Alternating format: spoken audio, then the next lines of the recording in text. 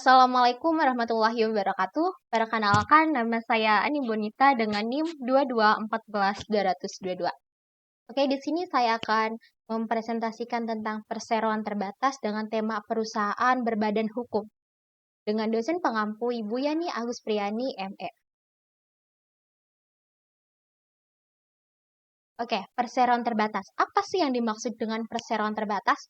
Nah, istilah perseroan menunjuk pada cara menentukan modal, yaitu terbagai dalam saham. Sedangkan istilah terbatas menunjuk pada batas tanggung jawab pemegang saham, yaitu hanya sebatas jumlah nominal saham yang dimiliki. Perseroan terbatas adalah jenis entitas hukum yang memiliki identitas hukum yang terpisah dari pemiliknya. Artinya, perseroan terbatas adalah badan hukum yang dapat memiliki aset utang dan hak-hak sendiri terlepas dari pemiliknya. Pemilik perseroan terbatas disebut pemegang saham dan tanggung jawab mereka terbatas pada jumlah saham yang mereka miliki. Seseorang dikatakan sebagai pemilik PT apabila memiliki bagian saham sebesar dari jumlah yang ditanamkannya.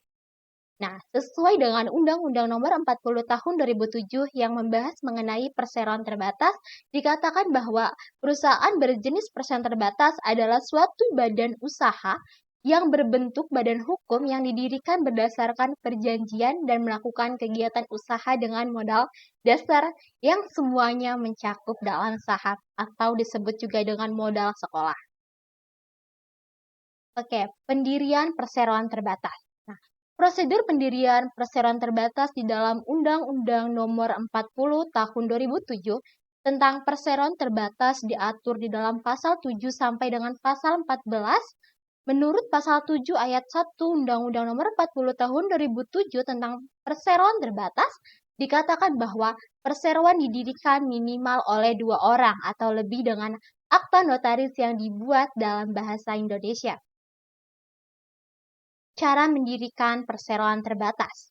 Nah, berikut caranya. Yang pertama, pengajuan nama perseroan terbatas. Yang kedua, pembuatan akte pendirian perseroan terbatas. Yang ketiga, pembuatan SKDP. Yang keempat, pembuatan NPWP. Yang kelima, pembuatan anggaran dasar perseroan. Yang keenam, mengajukan SIUP. Yang ketujuh, mengajukan tanda daftar perusahaan atau TDP. Oke, next. Kita lanjut ke pemegang saham. Nah, pengertian dari pemegang saham adalah seseorang atau lembaga yang membeli saham kepada perusahaan. Nah, sehingga mendapatkan sebagian ke pemiliknya. Umumnya laba perusahaan yang dibagikan kepada peran pemegang saham adalah sebesar 40% dari total keuntungan bersih. Nah, bagian keuntungan yang diterima pemegang saham disebut sebagai dividen. Oke, next, kita lanjut ke jenis-jenis pemegang saham. Nah, ada 3 jenis. Yang pertama shareholder, yaitu pihak yang mempunyai sekitar 1 lembar saham perusahaan. Yang kedua ada pemilik saham mayoritas, yaitu pihak yang memiliki lebih dari 50% atau setengahnya dari saham perusahaan.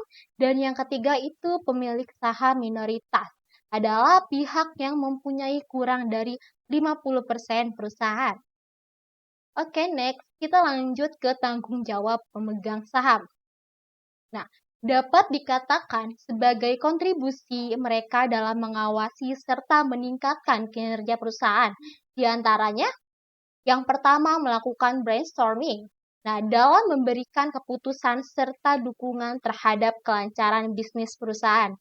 Yang kedua, ada memberikan persetujuan laporan keuangan. Nah, selain memiliki hak untuk mengadakan rapat umum, pemegang saham shareholder juga punya tanggung jawab memberikan persetujuan laporan keuangan. Nah, yang terakhir itu memberikan dukungan keuangan perusahaan. Nah, memberikan setoran modal demi kemajuan operasional perusahaan. Oke, next, kita ke tanggung jawab pemegang saham. Pada pasal 3 ayat 1 Undang-Undang Nomor 40 Tahun 2007 tentang perseroan terbatas menyatakan bahwa pemegang saham perseroan tidak bertanggung jawab secara pribadi atas perikatan yang dibuat atas nama perseroan dan tidak bertanggung jawab atas kerugian perseroan melebihi saham yang dimiliki.